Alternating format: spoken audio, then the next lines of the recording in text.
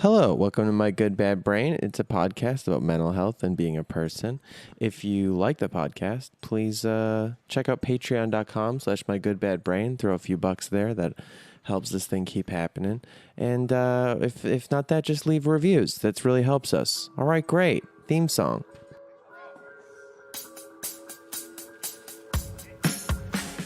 Welcome to My Good Bad Brain. I'm a normal person, so I'm insane. I've got depression and ADHD, but I'm doing better since I medicated me. I'm still not always sure whether I exist or what being a person even really is, but I figured out a long time ago that being alive is beautiful.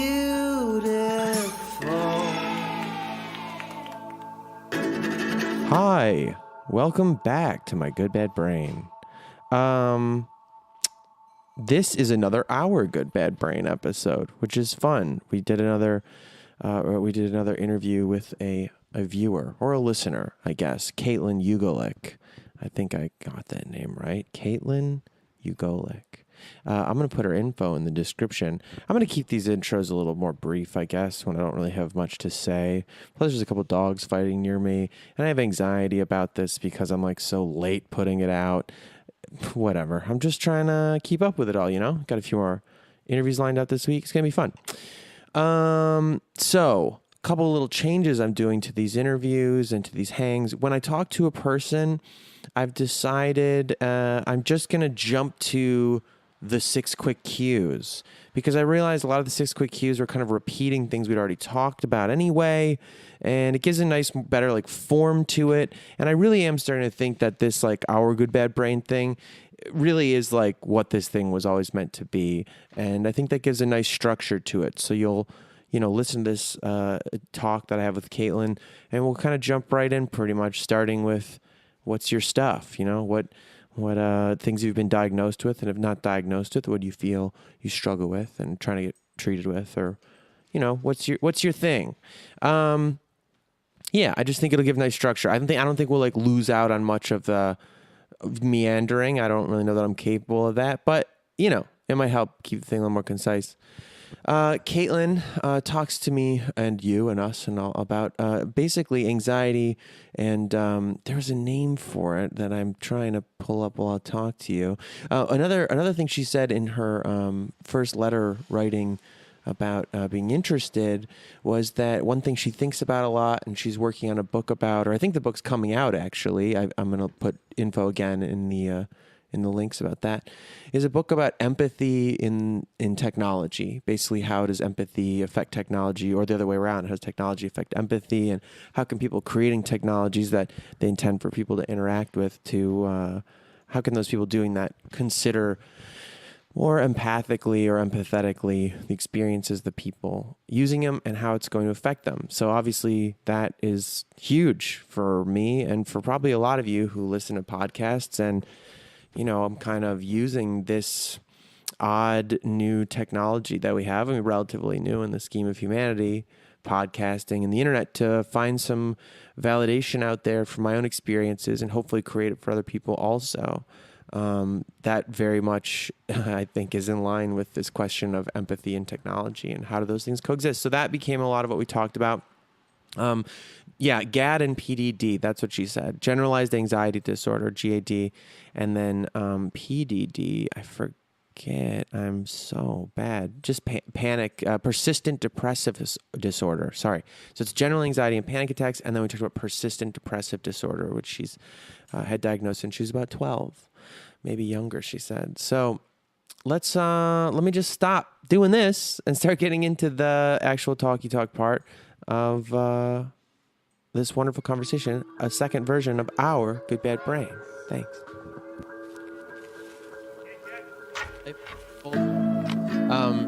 So the 6 quick cues. The first one is I sent them to you yesterday, and for some reason I can never remember. I have them written down. Oh, good. Yeah. Isn't that insane? I've done it for like a year, and I'm like, what is the thing that every time I have to like recheck it? No, I get that because I wrote a book, and every time someone asks me what the book is about, I have to take a few minutes to be like, wait, what is it about? How do I put it into 2 sentences? So Yeah, I get it. exactly. All right, so yeah, what was the first one is, of course, well, I do know the first one actually. What's your stuff? And I don't know a better way to say it than that, because Yeah, I don't know. Some people would think they're mental illnesses, or just like some people, I don't know what we call them, diagnoses, or sometimes we don't even have that. We just have stuff we deal with. So yes, right. please share. Yeah, I don't know. So my stuff is mostly anxiety stuff. And it's interesting. I didn't actually hear it called that, like in reference to my life until I was probably like 15 or 16 years old, and started having my first panic attacks. Yay, fun. Hmm.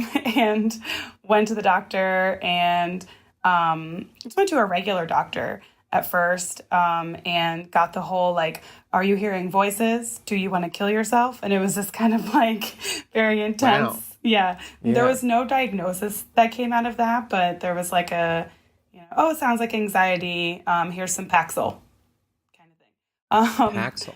Yeah, that was a long time ago. I don't think they prescribe Yeah. that anymore. Yeah, it sounds familiar, but I don't know much about it. Yeah. So anxiety for a while. There's like a history of stuff, quote unquote, in my family, so it wasn't that shocking. Yeah. But Of then anxiety stuff? what's that? Of anxiety stuff? Yeah, anxiety, depression, other similar things.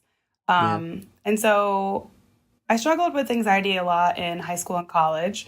And then grad school was kind of like a tipping point of like, okay, this is a real thing that I actually need to do something about. Another diagnosis that I've gotten is dysthymia, which is like a fun Latin word that I also don't Yeah. think we use anymore. That was a way that one therapist I had used to describe these like periods of hopelessness and depression, but like that don't last for years necessarily, but last for like maybe Yeah. weeks or months. But I was recently told that that's now called persistent depressive disorder. So if I have a diagnosis, it's that. Gotcha. Yeah. So when did you feel like, because for me, I think I maybe have never been diagnosed as anxiety anything, but I feel like I've had anxiety attacks or whatever. And sometimes, I don't know, sometimes the symptoms or the root cause, they can kind of like have this crossover gray area. Mhm. I guess the first thing I wanted to ask you about specifically with regards to that, and having this anxiety attack be the first thing that, resulted in you going to seek some professional, opinion about it.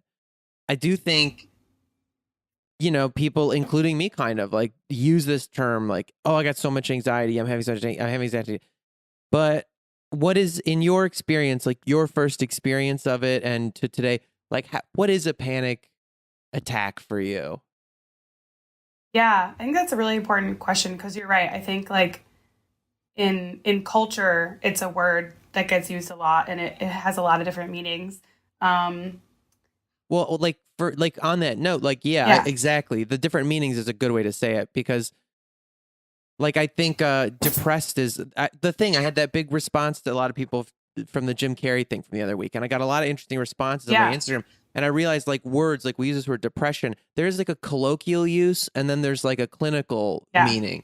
And it's understandable why we need to allow room for that like dialectic to like understand that we're not always saying the same thing. totally. So yes. So on that, exactly, we use this word for many different things.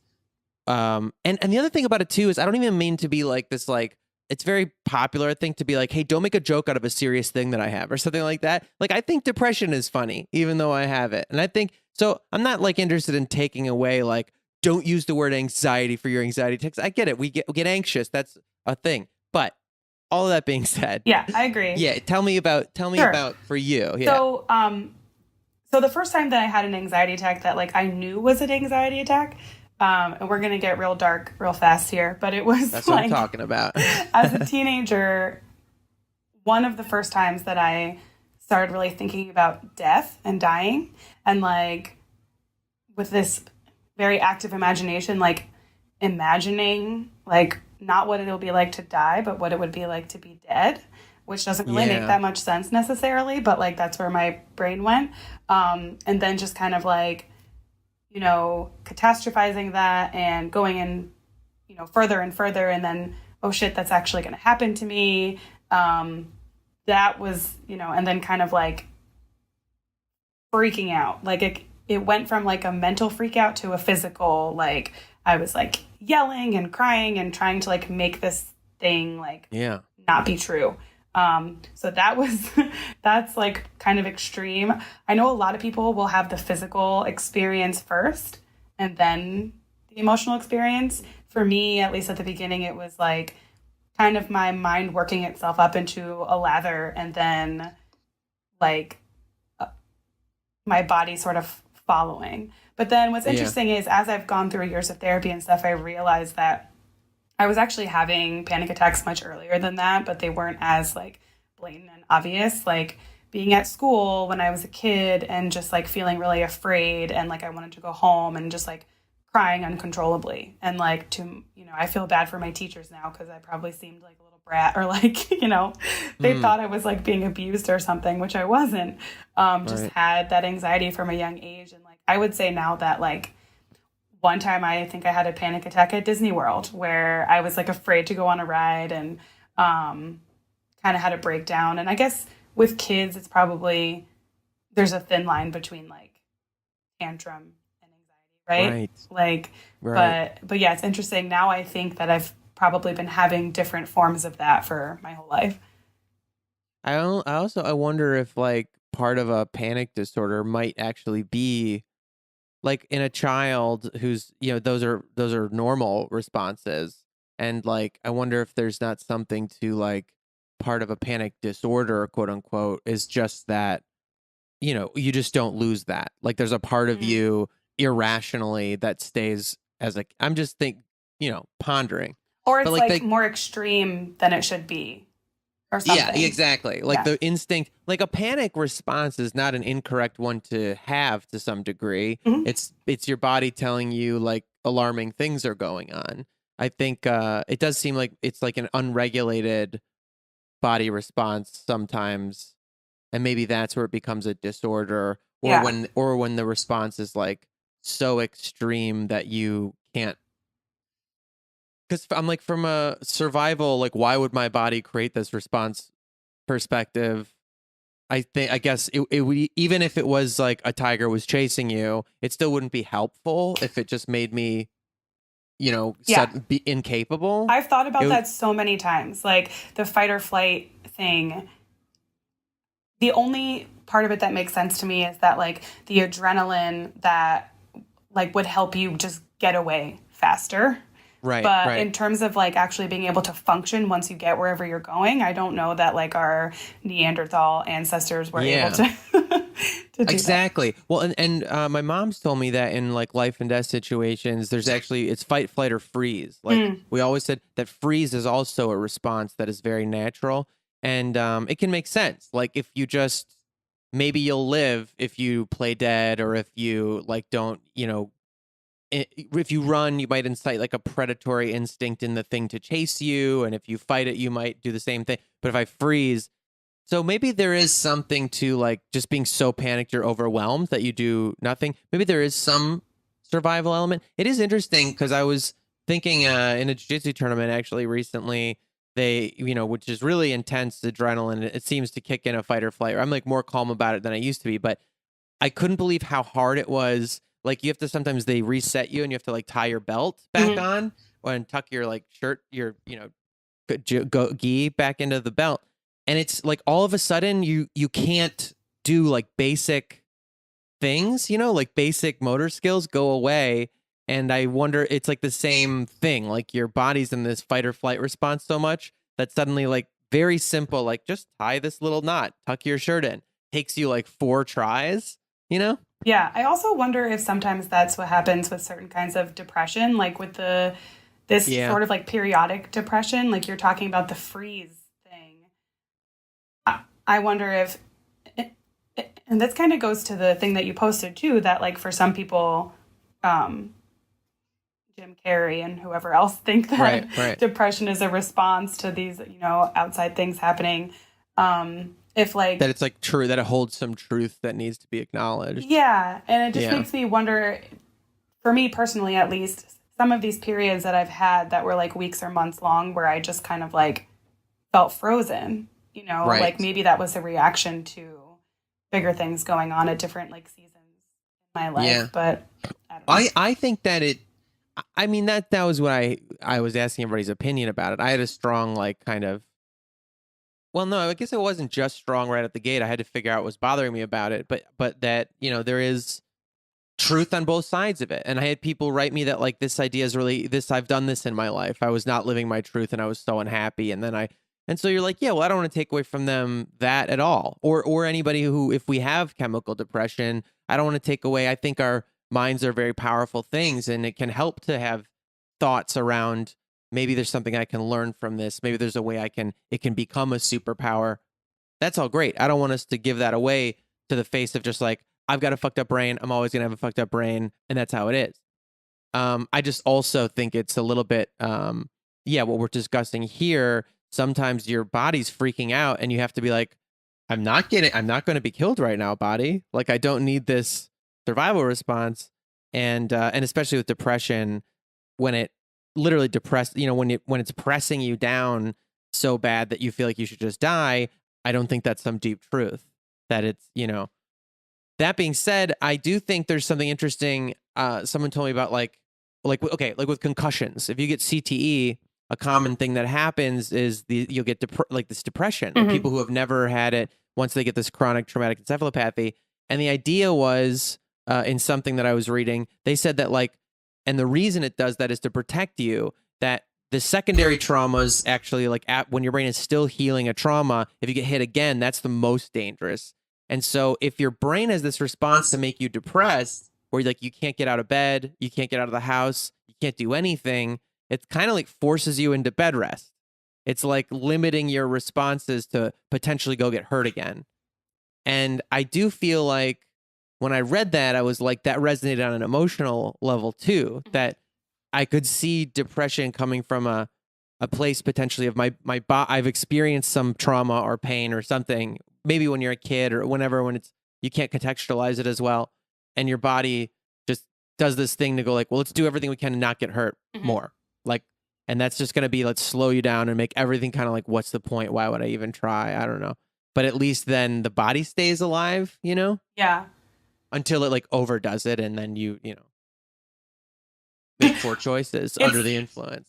It's interesting that you singled out like chemical depression, because when I went to that first doctor's appointment when I was a teenager, what the doctor did was like, he sort of gave me this brief explanation of like what is serotonin as kind of like probably what's happening in your brain. And I just remember feeling like, you talked to me for 10 minutes, you made sure that I wasn't about to kill myself or that I didn't have schizophrenia, and then somehow you magically know what the neurons in my brain are doing. Like, at that time in my life, I was like very confused by that. Like, and then in therapy, the process has been much more not how are your neurons reacting to things, or I guess it is about that, but it's more about emotions, right? And so it's been interesting to kind of, as I've learned more about myself and about mental illness and that kind of stuff in general, how those things are connected. And for me, it almost doesn't really matter, like, if I literally have a chemical imbalance or if I just have these like pathways in my brain that have, been built because of certain things that have happened in my life or certain thought patterns. Like, I almost don't care why anymore. It's just like a practice of like managing it and predicting when it's going to be worse, or just like responding to it. Yes. When you had that first, it made me think of Cosmic Vertigo, that thing where you get trapped in like impossible thoughts of like infinity, existence, but then what would not existence be and all that. Was there anything, like, how old were you, and was there anything that you associate like with preceding that? Yes. So I think I can't remember what, somewhere between like 14 and 16, I Yeah. think. And there are a few things. I think the biggest thing was probably church. Mm-hmm. So I grew up Catholic, which like for me meant I wasn't very religious, but we went to church. You know, we were like cultural Catholics. My Yeah. family's Italian. And the Catholic Church, at least mine, didn't talk that much about this existential stuff, right? Like you just kind of Mm-hmm. recite the things. I don't know if you've been to Catholic Church, but yeah, it's a I lot of. have. I was Presbyterian, but I Okay. had some like family that was Catholic, and I would go. But I think there's still a lot of similarities. Hmm. We have like different words, like a little bit, but the doxology and It's the Lord's similar, Prayer yeah, and yeah. these kinds of things. Yeah. When I started high school, I was around.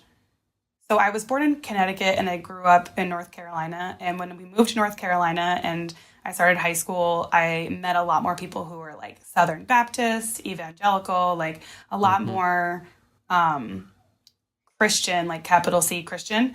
Yeah. And, you know, peer pressure, instead of getting peer pressured into drugs or alcohol, it was churches. And it Wow. was kind of this like experience where people that I knew in school didn't recognize Catholicism as a Christian faith, and so I was like, "Oh crap! Like I've been doing this wrong my whole life. What do you mean?" And so I started going to church with different friends, and then there was one person who was I don't even know what she would have called herself, but she went to one of those mega churches, like before mega churches were Yeah. quote unquote cool. Um, and she was kind of born again, and she was trying to witness to me and to everyone else. So like tell us that you have to accept Jesus as your Lord and Savior, or you're going to hell. Oh, and by the way, the world's ending like really soon, so you better hurry Oh up. wow. Yeah. So I was totally, hook, line, and sinker for that. Um, it was a time in my life, everyone's life when you're a teenager, like you're looking. Yeah. I was already feeling anxieties, and so went with that. She took me to this event called The Harvest, where it was like a Yeah. concert slash like kind of culty, like join Christianity thing. And I remember going. There was a moment in between like music sets where they put this one Bible verse up on the screen. I don't remember the verse, and it was like, if you come down here and you put your hand on a New Believer Bible and you say this, then you'll be saved. And at the time, like now, that sounds ridiculous. At the time, I was like, this is what I need. Like this is gonna make everything okay. Like when the world ends in a month, because Jesus is coming back, I'll be okay. And then I just remember this Wow. like, I did it, and I had this like almost like euphoria because everyone around you is doing it and it's so exciting. And then like almost immediate letdown that like, wait, nothing happened. I feel exactly the same. Yeah. But long story short, I think that experience and my like Jesus freak phase didn't last that long after that, but that experience kind of is what started me thinking about a lot of this stuff, about like the end of the world and what that Mm-hmm. means and where do we go and all that. And then at the same time, I had a friend who was suicidal at the time. He is okay now. Well, he's alive now, which is Yeah. good. Yeah. But so just thinking about all of those things during those couple of years had me just like randomly having these thoughts in the shower. I like what you called it, cosmic vertigo. Cosmic Vertigo. Yeah. Yeah, that name I came from I think I heard it through my girlfriend, but she heard it from some Oh, the um thanatology that's what it was. That's what it episode. was. So Yes. I have not listened to that yet because I am not prepared. Like I feel like I need to Yeah. like take an anxiety pill before I listen to that episode. Maybe it's a very I remember it being very beautiful, very kind of like reassuring. Okay. But that cosmic that's I should listen to it again. But people do like that episode a lot. And the Cosmic Vertigo, I just remember getting that when I was like quite literally for the cosmos when I was in this rural where my family lived in Wisconsin, my grandparents lived, and we like laying in a field, in rural sky and just looking at the sky. Then that first time you get that like, oh my God, that like it's truly infinite and what the fuck is anything? And that was like less of a, I mean, it was still a bad, like scary feeling, but it wasn't as intense as what you're describing. But I think they're related, that existential. Yeah. And I think because for whatever reason, I connected it so much to my own personal fate. Like I feel like sometimes that looking up at the sky and all the stars and stuff, that existentialism maybe doesn't feel as personal, or people say it makes you feel small and insignificant, or like, grateful to be a part of this big thing. But this was so much about like, okay, like you have to meet this deadline, this like religious deadline and say the right thing so that when this happens, and it's going to happen really soon, you don't go to hell. So that might be why it was like, oh man, reaction. It's kind of weird that like that is something that they're so good at putting into kids, but they won't do anything about global warming. Well, because they think that is part of the plan. That's true. Yeah. That is true. That's true. Like they think that's part of the second coming or the whatever. Yeah. Yeah, I know that there's a lot of like mega churches that are super pro-Israel in a militaristic way, because they're like, that's where the war is gonna happen. And I want to say, like, I know not all Christians believe these things that we just said, but like this like. No, there's like a death branch. cult sect of it. Yeah. Yeah. Yeah, that's funny. It's interesting because I actually really value. I'm definitely not particularly Christian now, and I realized, like you did, kind of like Christian means something different in a lot of the country. Like a lot of Christians wouldn't consider me Christian. You know what I mean? The mega church, evangelical, Baptist, that kind of Pentecostal, that kind of Christianity. I was like a Presbyterian, and I don't know, it's much more like Midwest and kind of chill. And more about like fellowship, I guess. It's not quite like full Unitarian, but then I like spent time around those kinds of things too. And that's actually what I do now. I go to a Unitarian church, so. Yeah, that stuff's great. I mean, like I did like Center for Spiritual Living stuff with my family for a while, which is kind of like similar vibes, like non-denominational but churchy. But I actually value a lot the time I spend in churches, just normal vanilla church, because well, just that book like infects so much of Western culture and society and thought, and it's like nice to understand the references, and there are some really beautiful things in there that I think about, and I don't know. Yeah, definitely, I've seen the positive. I think there's plenty of positive side to religious organizations. There's just so much awful that it's like. Yeah, and that's what I like about the Unitarian Universalist church that I've been going to, because like everyone's just very upfront about that. Like they're just very upfront that, we find value in a lot of these different religions and stories, but also most of us have no idea what's going on, and we're just going to go through it together. Right. Well, that kind of blends with the second question. So we'll just officially ask it about like what things you've tried. And I know you mentioned Paxil, so therapies and medications and just stuff that helps you. And I think part of that is a more pointed question is like, how do you feel at this point about that? What happens when I die? Panic. So for the first question, I started with Paxil, and I was on that on and off for a while. I don't think they prescribe it anymore, and I don't know. I don't know. I can Google what we talk. Yeah. I feel like in the past when I had told people that I was on it, the response was always like, oh shit, they put you on that. But I didn't have any bad experience with it.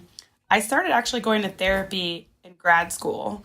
And then I got really lucky. And so I went to grad school in New York. And then when I graduated, they recommended me to someone else who I actually saw for the whole 7 years that I lived there.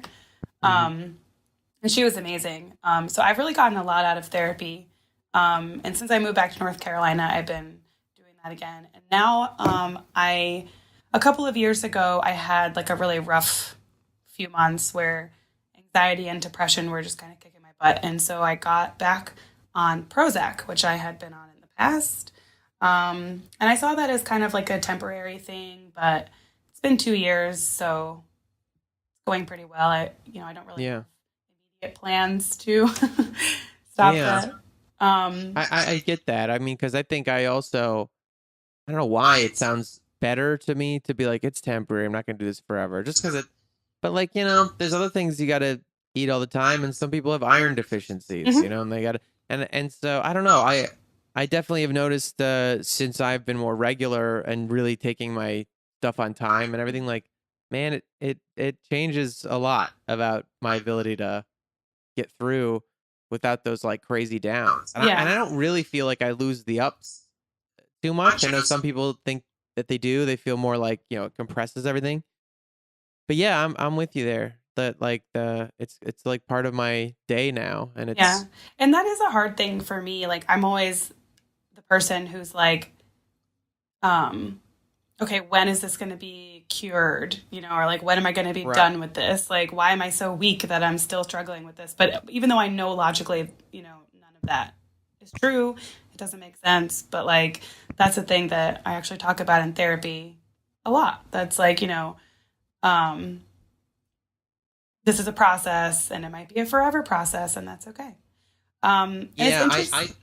that I think, by the way, whatever. I think that there's something really important in that. Like, it's so fucking hard to think in infinite ways. It's kind of impossible. So I feel like I agree. I also am like, this time, this is forever. This is anything that I think of as forever and like never gonna end, like makes me so anxious. Even if I think too hard about like I have to eat every day or else, or like I need to have more water every, like that, I don't know, gives me so much anxiety. And and like it's funny, somebody said something about like working out, that like basically it's like people who like really work out a lot, or bodybuilders even, like that it's this sandcastle that they're doing, like no matter who they are, like you get these like maybe a decade or two of like prime time, Mhm. and then even with steroids, even with everything, but that like whatever it is, it's like this thing that is gonna disintegrate eventually. Like it's, and there's something I found really comforting about it that like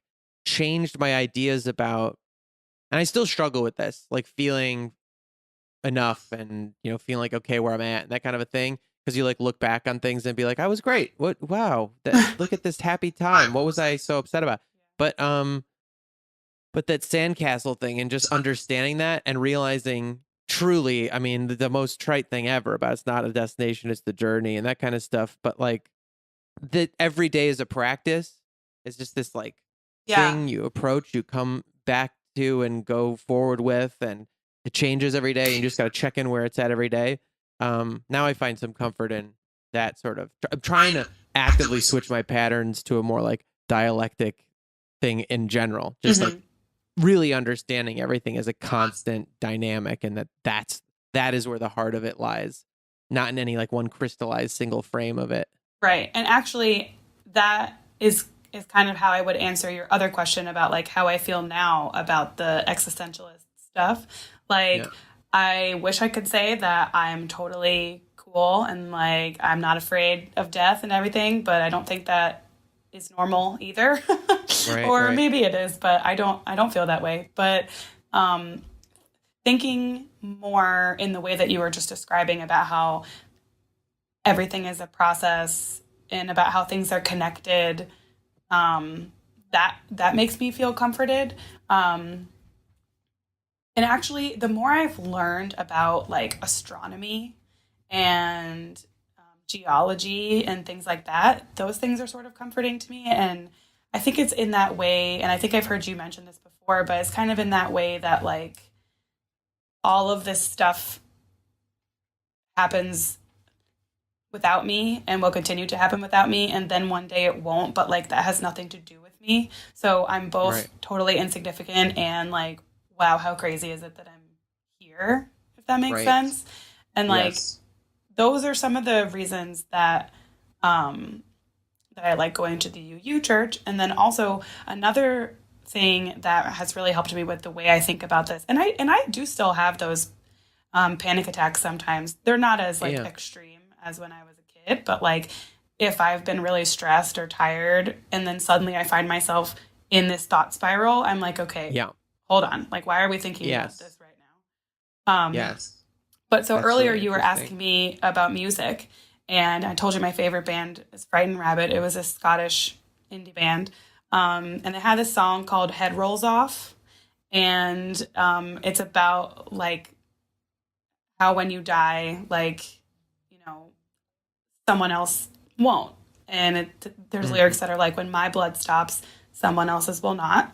And the best line, and I actually have it tattooed, is while I'm alive, I'll make tiny changes to Earth, which is like so cheesy sounding, right? But like No, it's it's actually good though. poetry within that song, and I highly recommend you listen to it. But I will. that I think about that all the time, and I like, any tiny little thing that I do, if it's for someone else, if it's me, just like just thinking about things at the micro scale can be really helpful. Oh, Yes, yeah. I think you're right. I think also it's interesting what you're saying. Like if I get really tired and then sometimes those panic attacks, I get really stressed. And I think that comforted me too. Like this existential fear that was like you said, there's something messed up if you don't fear death. Also, like that's and that like I think it helped me again. It's the dialectic thing, I guess, but just of understanding myself, my Calvin and Hobbes in one person thing, like Yeah. understanding that my body is an animal and my body has its own truth and that it has its own like will to live and import and fears and all those responses my body has are there for a reason. And then there's like the me that is this other existential spiritual thing, whatever consciousness the spark of that is. And that helps me, I think, to moderate like what's me, like truly me, because I do kind of prioritize, I think, in terms of the sense of like which one is the meest, Mm. I think is probably in my mind, I think of as the mind one, the soul one, whatever, Right. the consciousness one. But I think even that has a little bit of bias because that's the one that gets to talk. Like that's the one that's the most in the forefront. That my body is just as real. My body's responses are just as real, and it is this mitigation again that gets to that depression thing of this discussion between like what my body's telling me is real and like what myself knows to like filter in and out and who to let steer the ship. But then I don't know. There's something about like I honestly think like drugs like weed and stuff help me with this a little bit. Like not alcohol so much because it's like alcohol is so like loopy and corrosive and it can be so fun. But I think marijuana in particular honestly helped me like when I was a kid I didn't want to do anything like that because I wanted control so bad over Yeah, that's everything. I why was I so don't do afraid. it. Yeah, no, yeah, and I totally get that. And I think this thing happened where like people describe bad edible trips that they have. Like they're like so scary. They get so weird and scary.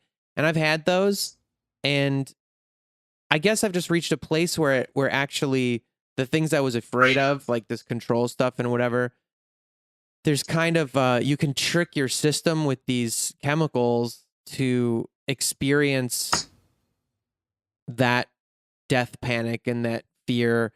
I think like you're going through it, but you know what I think it's like is like when I'm on an airplane, I know there's no getting out of it alive. Once I'm on the plane, if we crash, we're fucking dead. Fine. So if I just go like, okay, so I'm not getting out of it alive, can I feel bumps and turbulence and whatever? Be like, there's nothing to protect with my fear. So can I Uh-huh. just have fun with it? Like I'm already in.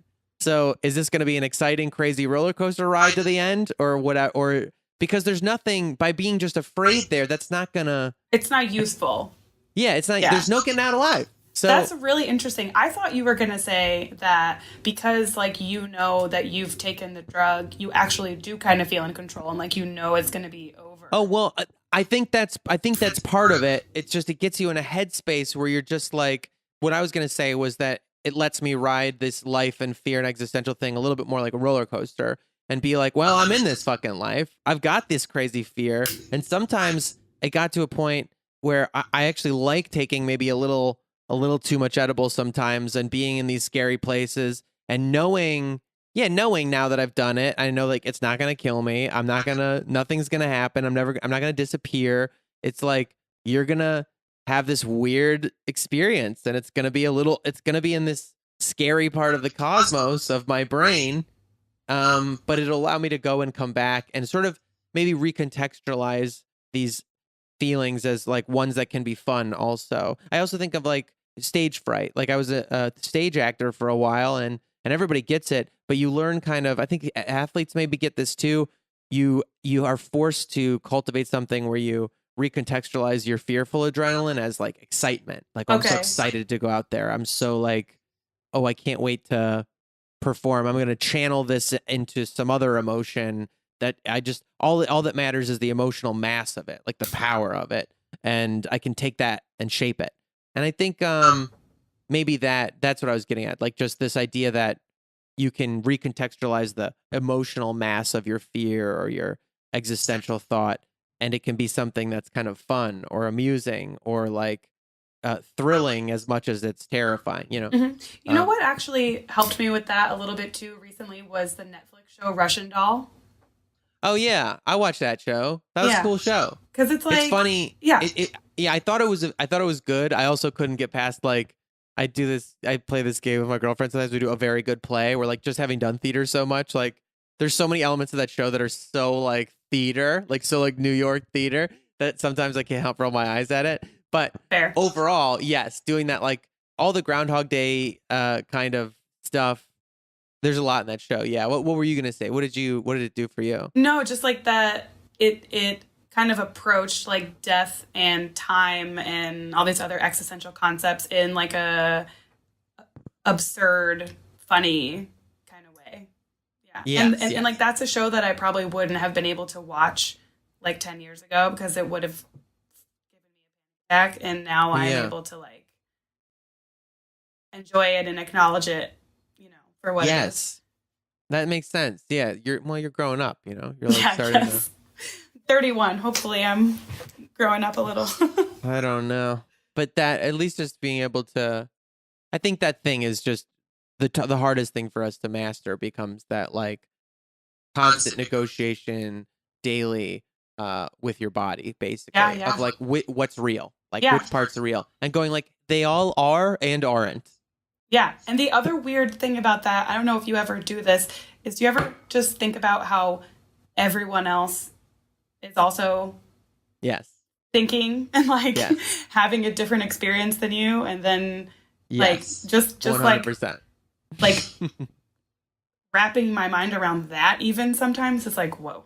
Like Well, that's yes. I mean, that's part of why I wanted to start doing these, was Mhm. just because like I don't know, this podcast sometimes like I want to quit it and not do it. Sometimes I think it's bad. It's like fucking keeping me in a place that's maybe not good, or it's not like I don't really experience like a need to look for content with it, I guess, but like there does feel a slight pull to like stay fucked up because that's like you got to make this show every week or something Yeah. like that, or I don't know, or just maybe navel gaze too much or whatever. I don't know, like whatever, the same reason you have to take breaks from therapy sometimes, and also because I'm alone. It can be so solipsistic where it's like I'm alone doing a show alone, recording my voice alone, my thoughts, it's about me and blah, blah, blah, whatever. And you said you're a writer, obviously. I love writing, and I got into acting and theater because of other people, because I was obsessed with other people and what they were and how many different lives were possible Mhm. and like how many stories exist and what they go through and what the fuck it means to be a person. And that whole thing I've been saying lately, like every person's a poem, is like just true. Like, yeah. So I actually, that is overwhelming to think about that everybody, I don't know. I also still think also there's some truth that like, all right, that gave me two thoughts. There's just two weird sci-fi thoughts that like it made Okay, me think I'm of ready. that I have all the time. One of them I think about is just like the simulation argument about Earth. I always think like if you were like some super advanced aliens or whatever that you live forever now and you would still create entertainment. Like that's all you would do. And like what an amazing, I thought of like Earth as like this thing you could buy that's like this way you can fast forward or rewind anywhere in time, watch dinosaurs if you want, watch wars, like whatever. And one of the features of it is you can zoom in and out, and like you can zoom all the way in on any one of the billions and billions of little AIs that we have and follow that one person, and they will have completely unique stories and experiences. And then you can, and like it's just this like infinite entertainment. Like it would Yeah. just be this if it were like some simulation that just ran. And guess what? The AIs, they make their own stories. If you just want to go down there and watch their TVs or play their video games, like it's the same thing. And that, I don't know, there's something about that that's very funny to me. Anyway, and that thing, just like everybody, the crowd of people has its own entity in mind and like whatever. And then it's weird that just by focusing on one, it suddenly will become so rich and intense. And the other thought, what was the other one? I don't know. Oh shit. Oh, my brain. There it goes.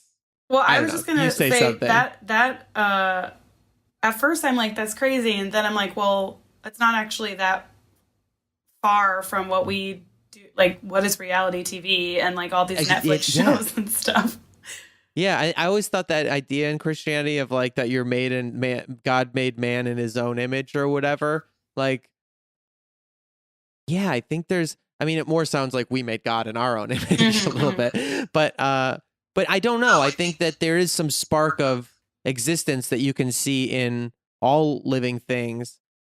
That's just a tier, like where on the, because the other thing about I was thinking like, what if this was like a video game? What if this is a simulation and it was like a massively multiplayer online game and humans were just a more expensive, like you had to pay a premium to be a human. Like you could come and experience a dog or something. Yeah. You could come be a dog or a cat, and that's like the free version. That's like the freemium version. That sounds really Buddhist.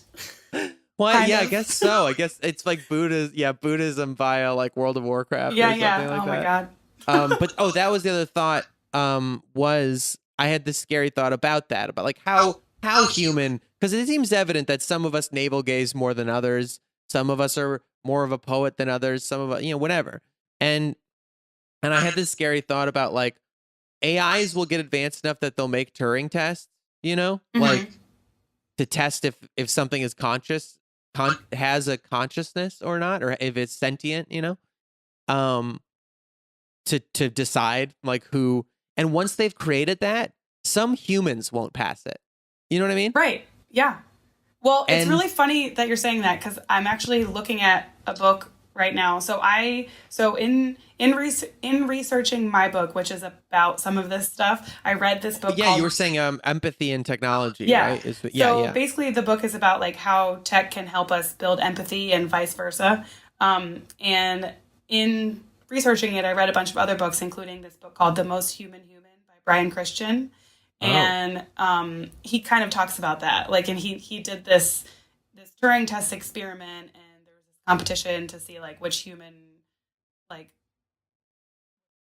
win like most human out of this. Oh my god! Thing. Yeah, and yeah, it's really interesting. So, but at the same time, a lot of the other research. What was in his book? Like what was his or what was something about that? I'm trying to remember. Was there the most human? I've got to read this. That's crazy. I don't remember exactly what happened at the end, but it's just kind of like a meditation on all of this stuff. And like, what I'm going to look that up. That's so interesting. I feel like so many dystopias like put us into some caste system in the future. It's usually like economic, but I wouldn't be surprised. I just could see it, that there would be like a tiered out, like, how human are you? But at the same time, recently, like, in doing this research, so with my book, I was trying to answer this question of like not just like what's going to happen to us individually, like, and how human are we going to be, but what is happening to our ability to empathize with each other, and is that going to be further damaged like the more tech obsessed we become?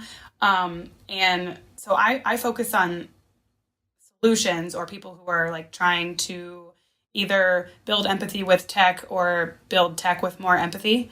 But within some of the research I did on AI, and that it's like in some ways we're already in the sci-fi world, and in other ways we're still so far from like the singularity, that Well, I say it all the time, my friends. Like I do think we live in this in a cyberpunk dystopia. Like we live in it already. Yeah. It's not as like dark and rainy, and we don't have flying cars as much as we thought. And we're also missing the implants that we were hoping to all get, like have tails and stuff. Right. But one of the defining factors of that genre of sci-fi is that like it's this intense, insane technology and wealth disparity, you know, right up against like wealth, right up against people who are like still not finding food to eat and still like living or farming and that is the weird world that we live in. Yeah, one that's we like are so there, far ahead. for sure. Yeah. We're there, but like a lot of what's interesting is a lot of the stuff, like especially a lot of the facial recognition stuff, like it's there, but it doesn't work a lot of the time, or like the way it works causes additional problems. And so like the last chapter of my book ended up becoming this kind of like soapbox moment about like tech developers and the creators of this stuff needing to have a lot more empathy for the future users of their products. So like I think that's really important and urgent, but at the same time, you read so much about things going wrong in kind of funny ways and kind of like malfunctioning ways that like I don't know. Like I guess what I'm saying is like, yes, we're already in a dystopia, but it's not necessarily like the robots are taking over, you know? Yeah, right. I don't know. I don't really think the singularity thing will happen. I think a lot of times those kinds of fantasies are easier for people than thinking about the reality. Like to me, I had this thought one day. I was like, the idea of robots turning us into batteries, like the Matrix, is so scary or whatever, and it's comforting because it's like robots would do that to us. What's not comforting is to think that like people would do that to each other. Is that like that's already evident that we've done that and probably will. We're like already the gig economy is like on its way to just like you know being like, I was joking about it that the other day that like that'll be like the next step of the tiny house movement is like you can just have like a goop pod in your backyard. And hey, it's going to be great. You just live in this goop pod. You actually contribute energy back to the grid and you can plug into this thing and it's really fun. You can go live in a much better version of Earth and do whatever you want. This is like that movie, Sorry to Bother You. Yeah, it is like, I fucking love that movie. Side note. What were the like prison places called? I forget what they're called. Yeah, but yes, worry. Yes. But I mean, I was also thinking another like weird sci-fi dystopia thought that I had was like with video games, a lot of like video games have a fake currency you can use to buy, like skins and whatever in the game, but you'll pay real money for it. And that like what'll happen is there'll be like these big companies that have these great online you can go live there, but like you have to work in the real world. So in the real world, you'll work a job for like a shitty wage for that company, like just enough to buy your like little closet that you live in with your like VR headset or whatever. But most of your salary for the company will come to you in their virtual world. And then you can go live there. So you have to go do your shitty job, like, scrubbing toxic waste or whatever in the daytime. But then you get to go home to your little closet and plug in and like live this amazing life there. That sounds way more likely. Yeah. The goop pod. Yes. The full goop pod, probably. Well, and that's also like, I wonder if that's also the way people think about climate change too, as like you think of it as this like one cataclysmic event that's going to happen and there's nothing you can do about it. So then you don't have to think about like all of the like climate injustice that's happening in the meantime. Right. That's true.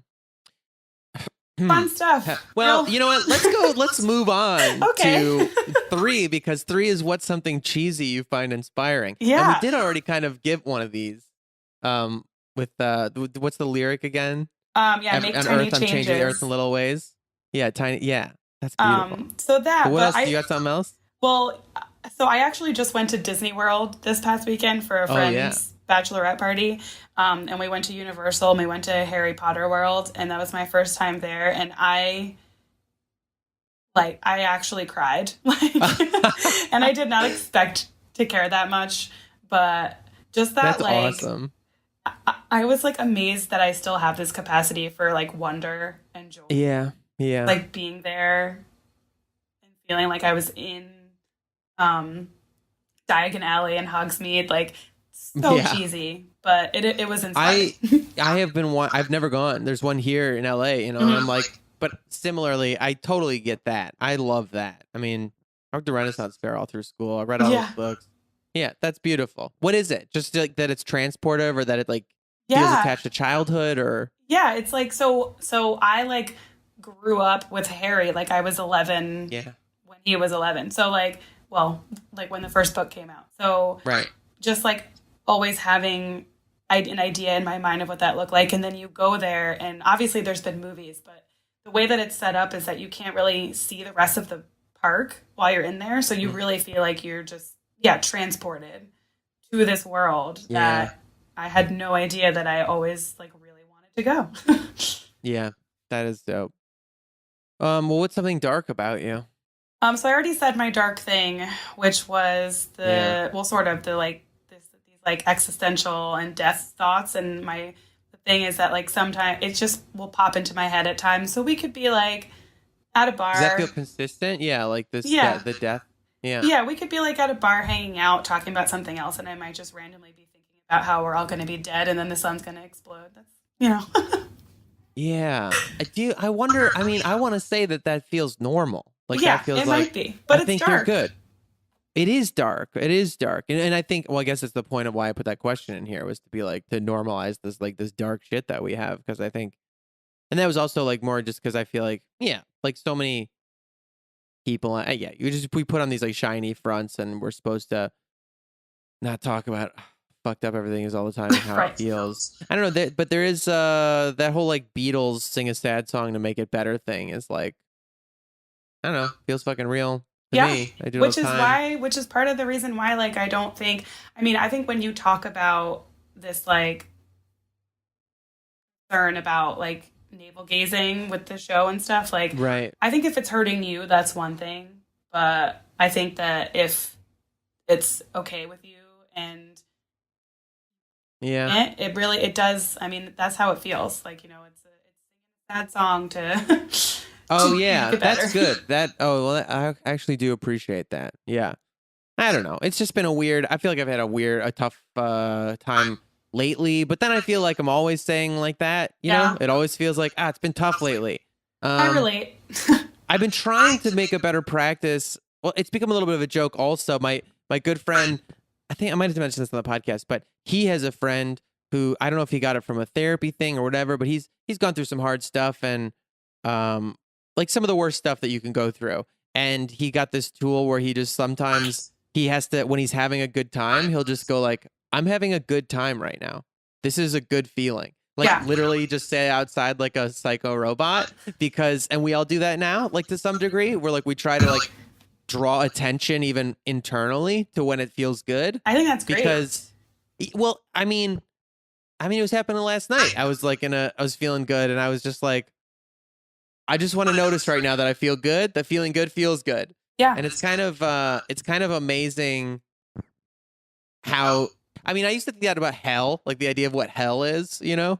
I was like, if that existed, a place of like punishment in the afterlife, the scariest thing about it was like being haunted. I was like, ghosts were so scary because you couldn't fight them, like you couldn't do anything about it.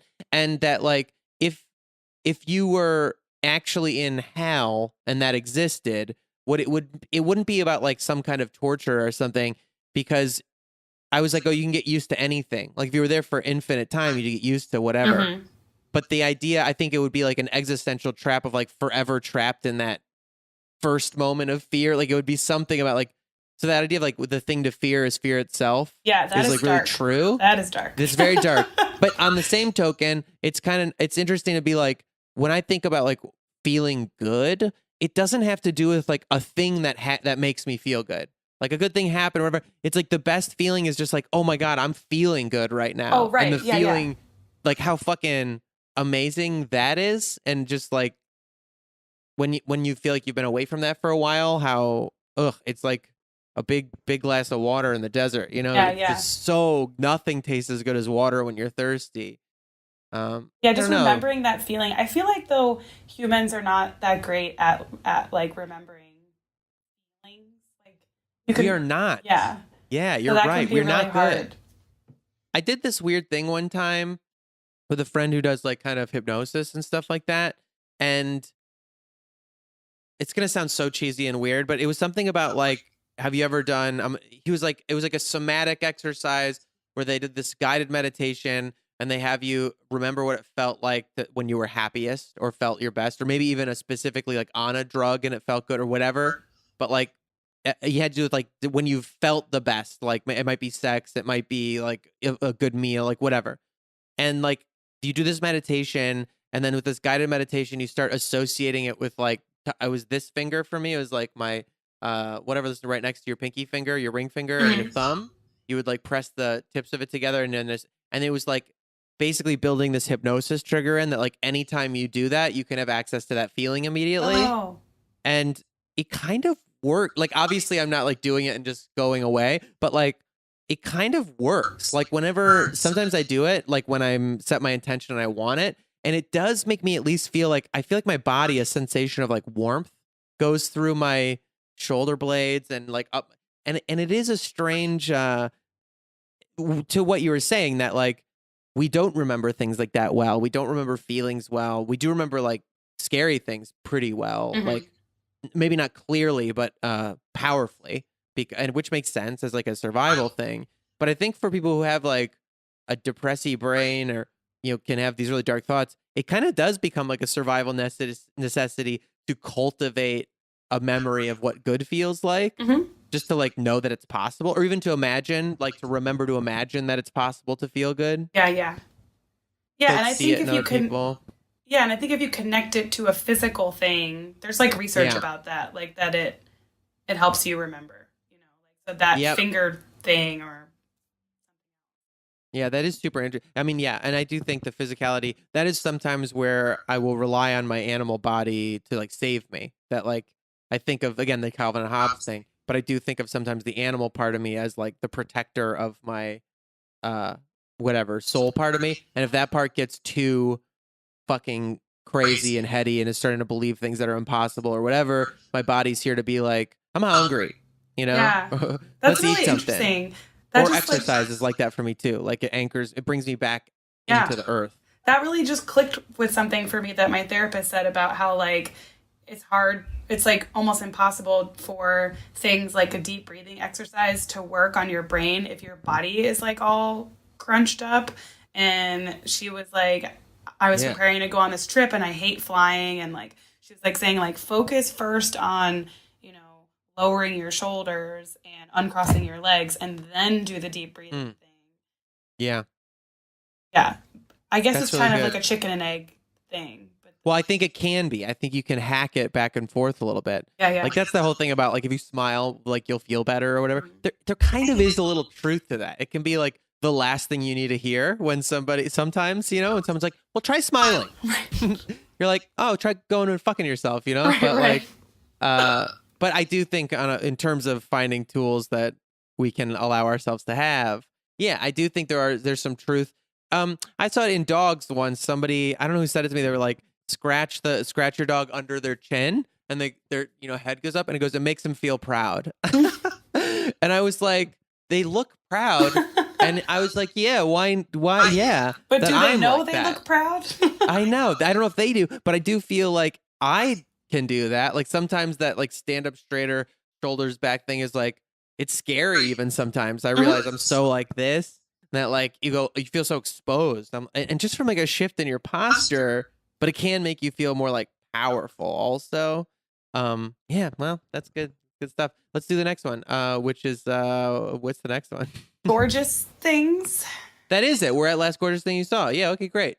What is the last gorgeous thing you saw? I'm gonna have to go with pictures of my niece and nephew. Just another cheesy thing, but it's actually really specifically a picture of my brother-in-law holding my niece. Just like it's just a beautiful thing, Just like he was like comforting her because there was like they were at a hockey game. They live in Canada, and there were some loud noises, and he was just holding her, and it's just a beautiful thing. Yeah, it is. Yeah. I have a nephew, and I do remember all my dark thoughts about like, oh, there's too many people and what the fuck is the world and I'm not gonna procreate. I don't know, or whatever, those kind of things. And um, man, I did feel like so much joy about his birth, even Yeah. existentially. I was like, this phrase kept repeating in my head after I found out he had been born, that like it keeps going, like it continues. Like it was like this idea that like this very real feeling proof that like more people would continue and do things way after I was gone. That's that Yeah, it's song beautiful. too that I was telling you about. Yes, it That's the totally whole is. he says something carries on. When it's all gone, something carries on. Yes, that is like, I don't know. I do find that so comforting. Even if like nothing, even if yeah, like the universe somehow infinitely disappeared, like that would exist. Like that Right. nothingness would exist. Like you Yeah. can't have nothing. All right. Well, what would you add to the don't kill yourself list? Let's hop into that. Um so it's hard because lavender soap is like my favorite thing and you already have that. So I would say Well, yeah, I know. I mean, that doesn't stop people from saying coffee all the time. So right. feel free. You're fine. But But I love that yeah, isn't lavender soap? Why do you think it is? What is it about fucking lavender soap? so lavender has like it has like calming, I don't know, there's something about the oil in it, like that scent, Yeah. you know. Yeah. But I actually want to say though a different thing to add Okay. Yeah, to of the course. list. And that's empathy. Okay. Just like because your own capacity for it, and then the fact that even though it can sometimes seem like everyone else, not everyone else, but I think there are a lot of terrible people, and it can Right. seem like there's not a lot of empathy in the world. I think the fact that it is out there and that like you have Yeah. the reason to I live. This is like a semi spoiler for, I guess, an upcoming episode of Allie's, but I was on this trip with her just through the Midwest, and there's this one thing that I learned that I think is really profound and I'd never heard. She interviewed a disasterologist, which is, so it's someone who like she first got into it because of Katrina and helping around Katrina. So it's the study of disasters and disaster response and what we do and blah blah blah.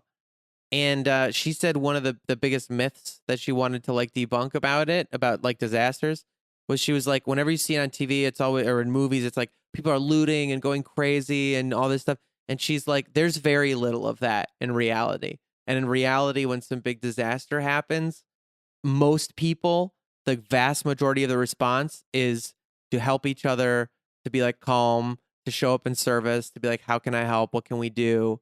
And that really is like, that's what people don't panic and go crazy and get violent and insane and take and steal. Yeah. They all calm down. They go like, this is not a time to freak out. What can we do? How can we help? And that, like you said, this empathy, when in a world that feels like so awful so much of the time, and yeah, feels awash in just like these panic herd responses of personal survival at the expense of anyone else. That the reality of it is not that most of the time. Yeah. The vast majority of the Although, time. like, as soon as you say that, I'm like trying to empathize with the people who are looting. Like, they have nothing left. They're really hungry. Like, especially with Katrina Of course. and the way that whole thing was like. But I think she makes a good point about, especially Right. like the way those things are covered. Right. Like, Yeah. put it on CNN. Yeah, exactly. But that's the whole point. She was like, and I agree with you. Yeah, I've total, yeah, that, like, sympathy for the people trying to possible situation. But that just like, it's good to remember, like, even those people usually, like, most of them just come together and they're Mhm. like, what are we, like, Stone Soup, that? Oh yeah. Did you do that story when you were a kid? I think about Stone Soup all the time. Stone Soup is really just loaves and fishes, I guess. But Yeah, and I heard either an way. amazing thing about loaves and fishes that was like a new way of looking at it that makes so much more sense. Which is about like, it's not that someone like literally turned a couple loaves into a lot and fish into a lot. It was a big potluck. Yeah, no, that's how it was taught to me. Oh, I was see, never. not to me. It was like magic. It was taught to me as magic. Oh my God, that's so interesting. Yeah. Well, I guess that's the difference between like Catholicism. It's like the idea is like they think communion is like it's real. Like you eat that it's and it turns literally into the flesh. body of Christ. Yeah. Yeah. And we were very much like it's a metaphor. And I was taught loaves and fishes at church as a potluck, that it was like, what do we got? And it was like, oh, we don't have anything. We don't have anything. It was like, okay, well, we have this. And then, and then everybody was like, well, okay, we have this too. And that the you know, It makes like, a lot more sense to me. I know. And to me, it's a beautiful, I don't know, that's true about humanity. And like, if you give, like everybody gives, it's like, there's so much available, which I think that's empathy to me. I don't know. I guess my last thing, and I like kind of want to end on that nice thing, but I do want to ask this as somebody who experiences like anxiety, and in big ways and panic attacks, like how do you not let empathy drag you a dark way? Because feeling other people's feelings can so often, be like a real impetus to suck you into like dark or scary places. So, yeah, it's really hard, but I think that's actually part of the reason why I chose not to like be self-promotion-y, but that's like why I chose to write a book about it, because it's like a thing that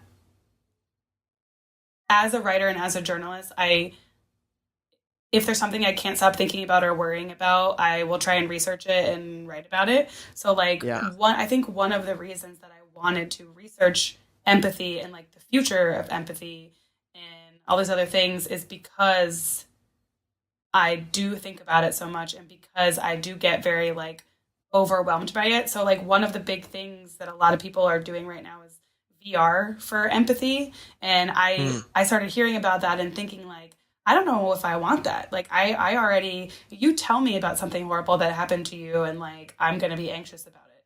If I put on a headset and like a haptic suit and like go into a virtual world and feel like it's happening to me, or like feel like I'm with you while it's happening. Like there's a lot of them like that for like, about like immigration and even the Holocaust and like things like that. Jesus.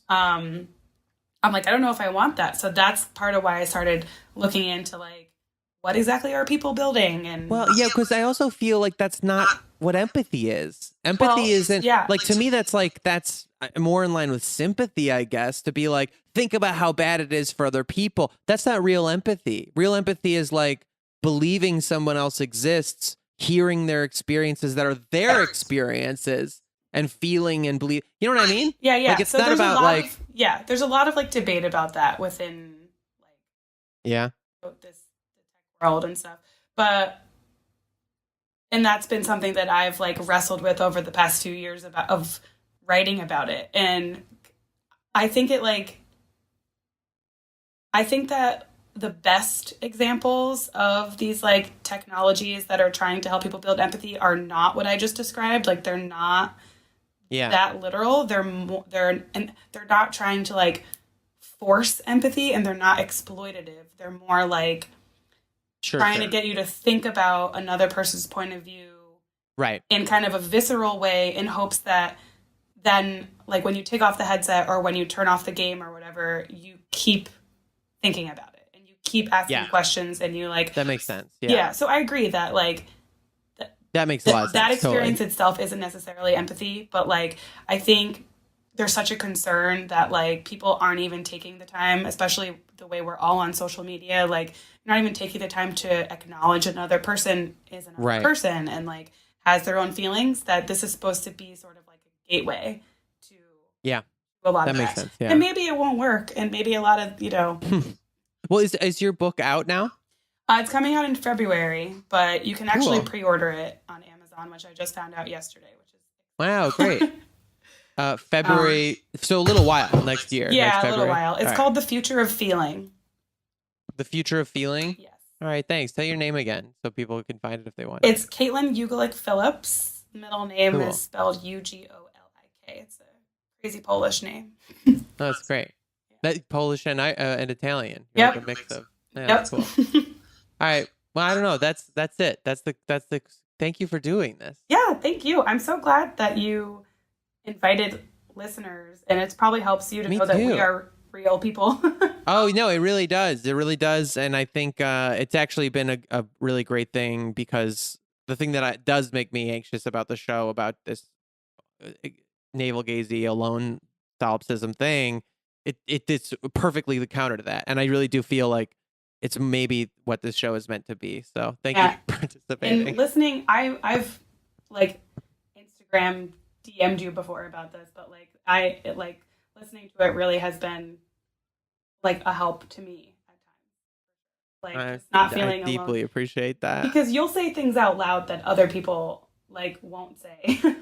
Oh yeah? That I mean, I believe that, but well, it's hard to feel just that like the crazy thoughts that we've been talking about, and this Oh, whole yeah. idea of like not feeling like a person, all that Yeah. stuff. Like For sure. That fucking weirds me out so much when people, like, I don't believe people who don't. Like, not to go down a whole side thing again, but like the doctor that you're talking about, like the doctor that you meet as a child and say a couple things to, and they're like, well, you need these drugs and here you go. Yeah. A lot of me is like, if my doctor like doesn't have these feelings, I'm like, there's something weird with you. Like, you know, like not Right. like when it is destroying your life and you can't, you know, when it's something but clearly they like a probably spigot that can't turn off. but like, and honestly, that's like Yeah.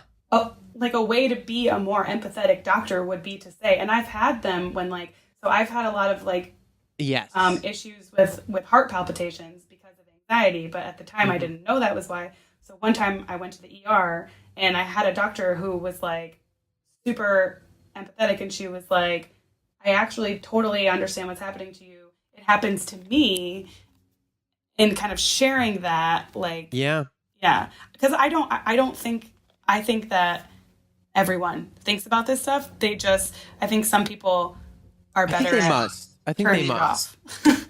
But I mean, I do. Yes, I still am so astonished by people sometimes that I'm like, you're so good at being a person. How did you just commit to this being in society with people and being normal? I don't know. It's amazing. It's like this trick I can't figure out. I don't know. Well, thank you. Thank you so much. Yeah, thank you. Yeah, I'm going to press stop on my recording. And Okay. you can stop yours also.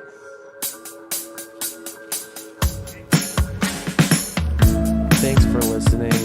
If you enjoy the podcast, I would request that you check out patreon.com/mygoodbadbrain and throw some money there. I also have some new stuff I think I'm about working on there. It's a sort of low-key spot to just kind of collect some financial support for the pod, but I'd like to use it more as a place where we engage more. So I'm going to see if that happens. I've got some ideas around that.